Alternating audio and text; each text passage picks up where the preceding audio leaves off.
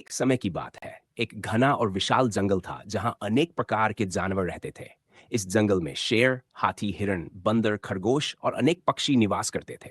जंगल के बीचों बीच एक बड़ा और सुंदर तालाब था जहां सभी जानवर पानी पीने आते थे। एक दिन जंगल के जानवरों ने महसूस किया कि उनका तालाब सूखता जा रहा है। पानी की कमी के कारण जानवरों में चिंता बढ़ गई। सभी जानवर तालाब के पास एकत्र हुए और समस्या का हल ढूंढने के लिए बैठक की। शेर, जो जंगल का राजा था, ने सभी जानवरों से कहा, हमें पानी की बचत के लिए कुछ उपाय करने होंगे ताकि हमारे तालाब का पानी जल्दी से समाप्त न हो। हाथी ने सुझाव दिया, हमें तालाब की सफाई करनी चाहिए और उसके आसपास के पेड़ों की कटाई रोकनी चाहिए। मोर ने कहा, हमें तालाब के पास पौधे लगाने चाहिए ताकि मिट्टी को बांधा जा सके और पानी की बर्बादी रोकी जा सके। सभी जानवरों ने एकमत होकर इन सुझावों को स्वीकार किया और मिलजुल कर काम शुरू कर दिया। कुछ ही हफ्तों में तालाब के चारों ओर नए पौधे उगाए और पानी की बचत भी होने लगी। धीरे धीरे बारिश का मौसम भी आ गया और तालाब फिर से पानी से भर गया। जंगल में सभी जानवर खुश हो गए। उन्होंने समझा कि एकता और सहयोग से कोई भी समस्या हल की जा सकती है। इस तरह जंगल के जानवरों ने मिलजुल कर अपने तालाब को फिर से जीवन से भर दिया। अब सभी जानवर हर दिन तालाब के पास खुशी खुशी आते, पानी पीते और खेलते। जंगल में शांति और समृद्धि वापस आ गई थी। इस कहानी से हमें यह सीख मिलती है कि यदि हम मिलकर काम करें तो किसी भी कठिनाई का समाधान संभव है। जीजा साली की कहानी।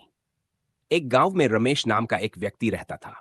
रमेश एक साधारण किसान था जो अपनी पत्नी सुनीता के साथ खुशी खुशी जीवन व्यतीत करता था। सुनीता की एक छोटी बहन थी, सीमा, जो अपने गांव में रहती थी। सीमा बहुत चुलबुली और मजाकिया स्वभाव की थी और जब भी वह अपनी बहन के घर आती तो पूरे घर में हंसी खुशी का माहौल बना रहता। एक बार सीमा अपनी गर्मी की छुट्टियां बिताने के लिए अपनी बहन के घर आई। रमेश, जो अपने खेतों में व्यस्त रहता था, ने सोचा कि इन छुट्टियों के दौरान वह सीमा के साथ कुछ मस्ती करेगा। एक दिन सीमा ने रमेश से पूछा, जीजा जी, आप हमेशा खेतों में ही रहते हैं, क्या आपको कभी घूमने का मन नहीं करता? रमेश ने मुस्कुराते हुए कहा, अरे सीमा, मैं तो हमेशा घूमने के लिए तैयार हूं, लेकिन कौन मुझे ले जाएगा? सीमा ने शरारती मुस्कान के साथ कहा, जीजा जी, मैं आपको आज गांव के मेले में ले चलती हूं, वहां बहुत मजा आएगा। रमेश ने मना नहीं किया और दोनों मेले में जाने के लिए तैयार हो गए। मेले में पहुंचते ही सीमा ने रमेश को कई खेलों में शामिल कर लिया। कभी वे झूले पर बैठते तो कभी खिलौनों की दुकान पर रुकते। रमेश ने सीमा के साथ खूब मजाक किया और दोनों ने एक दूसरे को चिढ़ाया भी। रमेश ने देखा कि सीमा बहुत हंसमुख और मिलनसार है और वह उसके साथ समय बिताने में बहुत आनंद महसूस कर रहा था। लेकिन जैसे ही शाम हुई, अचानक मौसम खराब हो गया और तेज बारिश शुरू हो गई। दोनों को वापस लौटना पड़ा। रास्ते में सीमा ने छतरी खोली और रमेश से बोली, जीजा जी, ये बारिश हमें और करीब ला रही है, कहीं आप डर तो नहीं रहे? रमेश ने हंसते हुए कहा, अरे सीमा, जीजा कभी डरता नहीं, मैं तो बस तुम्हारी हिम्मत देखना चाहता था। इस पर सीमा भी हंस पड़ी। वे दोनों जल्दी जल्दी घर पहुंचे और घर आते ही रमेश ने सुनीता से कहा, तुम्हारी बहन तो बड़ी बहादुर है, उसने मुझे बारिश में भीगने नहीं दिया। सुनीता मुस्कुराई और बोली, मैं जानती थी कि सीमा आपको बहुत पसंद आएगी, वह हमेशा सबके दिल में जगह बना लेती है।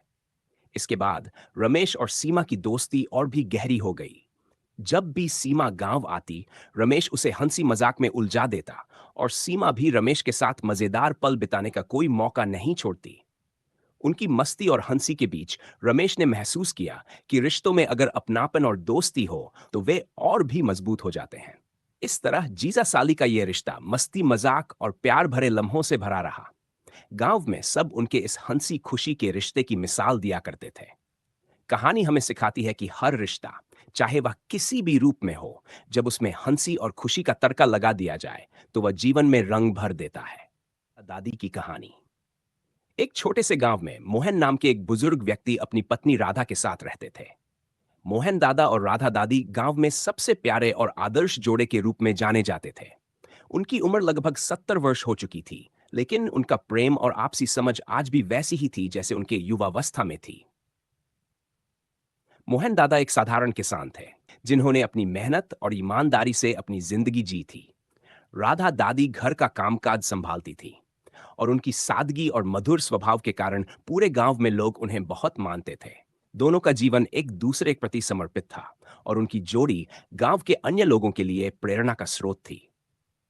दादा दादी के पास 3 बेटे थे जो शहर में अपने अपने कामों में व्यस्त थे। वे कभी कभार ही गांव आ पाते थे।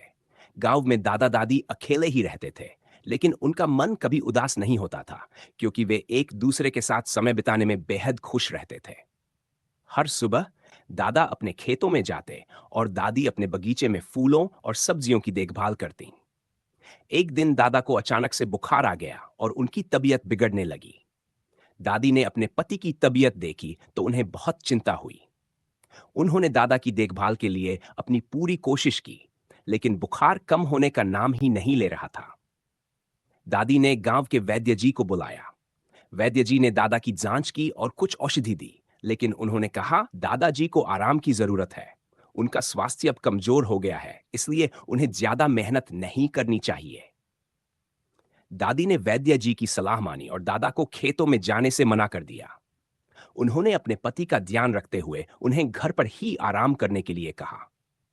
दादा, जो अपने खेतों से बहुत प्यार करते थे, पहले तो थोड़ा निराश हुए, लेकिन दादी के प्यार और देखभाल के आगे उन्होंने अपनी नाराजगी छोड़ दी। दादी ने खुद खेतों में जाना शुरू कर दिया और दादा के काम को संभाल लिया। वह अपने बगीचे के काम के साथ साथ खेतों की देखभाल भी करने लगी। दादी की मेहनत और समर्पण देखकर गांव के लोग बहुत प्रभावित हुए और सबने उनकी मदद करने का निर्णय लिया। गांव के सभी लोग मिलकर दादी के साथ खेतों में काम करने लगे ताकि दादा जल्दी से ठीक हो सकें। दादा ने दादी की मेहनत और गांव के लोगों के सहयोग को देखकर महसूस किया कि उनका जीवन कितना सुंदर और मूल्यवान है। धीरे धीरे दादा की तबीयत में सुधार होने लगा। एक दिन जब दादा पूरी तरह से स्वस्थ हो गए तो उन्होंने दादी से कहा, राधा, तुमने मुझे फिर से जीवन दान दिया है। तुम्हारे बिना मैं कुछ भी नहीं हूं। दादी मुस्कुराई और बोली, मोहन, हमारा जीवन एक दूसरे के लिए ही है। जब तक हम साथ हैं, कोई भी मुश्किल हमें हरा नहीं सकती। दादा दादी की यह कहानी पूरे गांव में एक मिसाल बन गई। उनके प्रेम, समर्पण और एक दूसरे के प्रति सम्मान ने सभी को यह सिखाया कि सच्चा प्रेम और आपसी समझ ही जीवन को खुशहाल बना सकते हैं। गांव के लोग अब भी दादा दादी की कहानी सुनते हैं और उनसे प्रेरणा लेते हैं। इस कहानी से हमें यह सीखने को मिलता है कि जीवन की सच्ची खुशी और संतुष्टि प्रेम, सहयोग और समर्पण में ही है। जब हम एक दूसरे का साथ देते हैं और मुश्किल समय में एक दूसरे का सहारा बनते हैं, तब हर कठिनाई आसान हो जाती है।